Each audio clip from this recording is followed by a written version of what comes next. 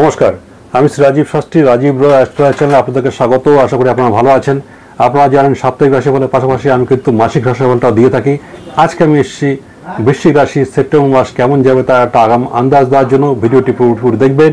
যদি ভালো লাগে তাহলে অবশ্যই লাইক, সাবস্ক্রাইব এবং শেয়ার করে চ্যানেলটিকে এগিয়ে নিয়ে যাবেন। প্রথমে শুরু করছি বৃশ্চিক রাশি যারা আছেন তাদের কর্মজীবনটা মানে সার্ভিস যে লাইফটা, কাজের জায়গাটা কেমন কাটবে। এই মাসটা কিন্তু আপনাদের জন্য প্রচণ্ড উল্লেখযোগ্য। রবি মহারাজের সঙ্গে কিন্তু আপনার দশম ঘরে একটু যোগাযোগের কারণে কিন্তু আপনার কাজের জায়গাটা খুব সুন্দর হবে এবং আপনি যে কোনো কাজ যে কোনো কিছু কিন্তু চট করে নিয়ন্ত্রণ করতে পারবেন। সবাই কিন্তু আপনার প্রশংসা করবেন, যেটা আপনি চাইবেন সেটা কিন্তু হবে। কাজের জায়গায় আপনার অবস্থান কিন্তু আগের থেকে অনেকটাই শক্তিশালী হবে, সাফল্য আসবে এবং আপনার কিন্তু পদোন্নতি মানে প্রমোশন একটা পাওয়ার কিন্তু ব্যাপার যোগাযোগ কিন্তু আপনার থেকেই যাচ্ছে। তবে মাসের শেষের দিকে কিন্তু আপনার যে বস আছে তার সঙ্গে কিন্তু কাজের জায়গায় একটু গন্ডগোল হতে পারে। ওভারঅল সবটা মিলিয়ে কাজের জায়গা কিন্তু ভালো। সপ্তমভাবে দেবগুরু বৃহস্পতি বসে সারা মাস কিন্তু আপনাকে একাদশভাবে দৃষ্টি দিচ্ছে। তার জন্য কিন্তু আপনার আয় উপার্জনের যে জায়গাটা, কাজের যে সাফল্য, সেটা কিন্তু যথেষ্ট আরও প্রমিসিং হচ্ছে। এবং এর ফলে এমনও হতে পারে যে আপনি কাজের জায়গায় কোনো প্রবীণ ব্যক্তি, গুরুত্বপূর্ণ ব্যক্তি যার পরামর্শ নিলে আপনার কিন্তু সুবিধা হতে পারে, সেরকম একটা পরিবেশ কিন্তু যথেষ্ট দেখা যাচ্ছে। যারা ব্যবসা করছেন তাদের পক্ষেও কিন্তু খুব একটা খারাপ খবর নেই। ব্যবসার জায়গাটা কিন্তু যথেষ্ট স্থিতিশীল এবং যথেষ্ট ভালো।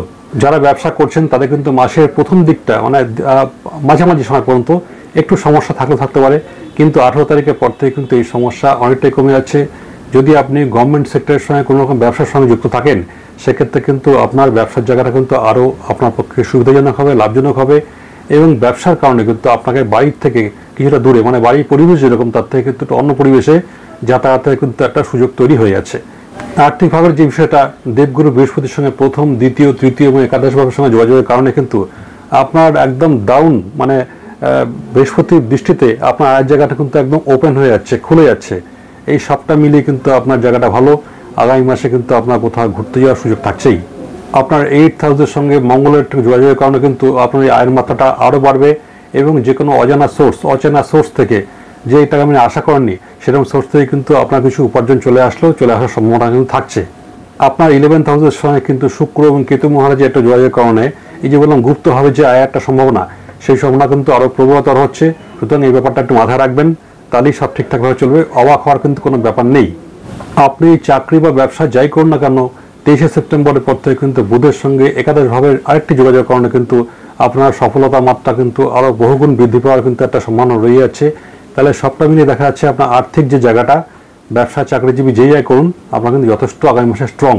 সেপ্টেম্বর মাসে যদি আপনি মনে করেন আপনার সঞ্চিত টাকা পয়সা, অর্জিত টাকা পয়সা কিছুটা অংশ আপনি কোথাও বিনিয়োগ করবেন, সেটা কিন্তু আপনি বিনিয়োগ করতেই পারেন অবশ্যই। তবে মার্কেটের সঙ্গে যারা যুক্ত, যারা নাকি ফিনান্সিয়াল অ্যাডভাইজার, তাদের পরামর্শ আপনি অবশ্যই নেবেন, নিয়ে কিন্তু আপনি চাইলে বিনিয়োগটা করতে পারেন। তবে স্বাস্থ্যের বিষয়ে বলবো কিন্তু 4th হাউসের সঙ্গে কিন্তু শনি মহারাজের একটু যোগাযোগের কারণে কিন্তু আপনার বাড়িতে স্বাস্থ্য সমস্যা তৈরি হতে পারে। ইভেন আপনার কিন্তু রাস্তাঘাটে গাড়ি ঘোড়া যখন আপনি চালাবেন, সেক্ষেত্রে কিন্তু আপনার যথেষ্ট সাবধানতাভাবে চলা প্রচণ্ডই আবশ্যক। রবি এবং মঙ্গলের 6ষ্ঠ এবং 8ম ঘরের সঙ্গে যোগাযোগের কারণে কিন্তু এই স্বাস্থ্য সমস্যাটা আপনার খুব বেড়ে যেতে পারে। মূলত রক্ত সম্পর্কিত কোনো সমস্যা কিন্তু আপনাকে বেগ দিতে পারেন। যদি পুরনো কোনো রক্ত সম্পর্কিত কোনো সমস্যা থেকে থাকে, যেমন ব্লাড প্রেশার, ব্লাড সুগার, এই ধরনের যদি কোনো প্রবলেম থেকে থাকে, তাহলে আগে থেকেই বলা হচ্ছে সেক্ষেত্রে আপনি আগাম ডাক্তারের শরণাপন্ন হয়ে যান।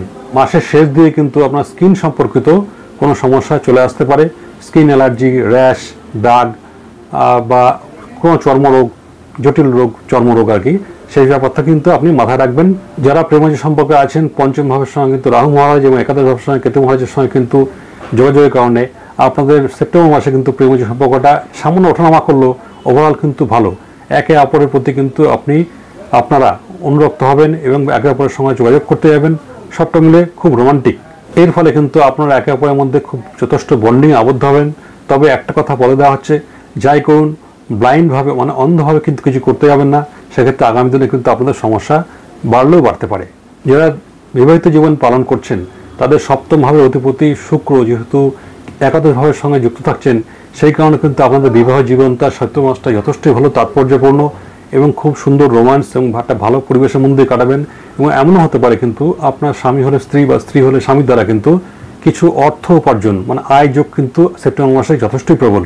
জীবন সঙ্গিনী বা জীবন সঙ্গী যেই থাকবে সে কিন্তু সারা মাস ধরে কিন্তু আপনার প্রতি যথেষ্ট কেয়ারফুল হবেন এবং তার থেকে কিন্তু যে সুমিষ্ট রিলেশনশিপ সেটা কিন্তু আরও ভালো বৃদ্ধি পাবে। সুতরাং একে অপরের প্রতি দায়িত্বশীল থাকুন। সেপ্টেম্বর মাস বিবাহিতদের নিয়ে কিন্তু বৃশ্চিক রাশি জাতক-জাতিকাদের সেই অর্থে কিন্তু কোনো চাপ নেই। পারিবারিক যে জীবনটা আছে, অষ্টম ভাবের অধিপতি কিন্তু মঙ্গল দ্বিতীয় ঘরে কিন্তু সারা মাস ধরে দৃষ্টি দেবেন।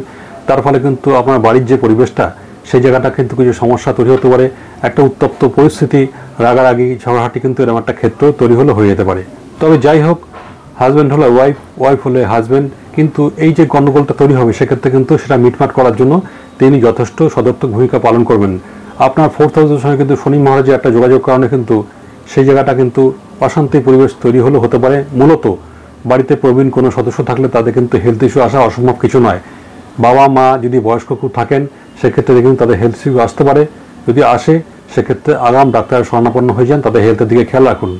তবে মাসের শেষ দিয়ে কিন্তু পরিবারের সিনিয়রদের হেলথ ইস্যু আসলেও সেটা কিন্তু তার থেকে আপনি ওভারকাম করে বেরিয়ে আসতে পারবেন এবং আশা করা যায় তাদের এই হেলথের সমস্যা থেকে তারা মুক্ত হবেন এবং সুন্দর একটা পরিবেশের মধ্যেই যাবেন। তাহলে বন্ধুরা, বৃশ্চিক রাশিফল সেপ্টেম্বর মাস কেমন যাবে তা আমি একটা আগাম আন্দাজ দেওয়ার চেষ্টা করলাম। যদি ভালো লাগে তাহলে অবশ্যই শেয়ার, লাইক এবং সাবস্ক্রাইব করে চ্যানেলটাকে এগিয়ে নিয়ে যাবেন। ধন্যবাদ, ভালো থাকবেন।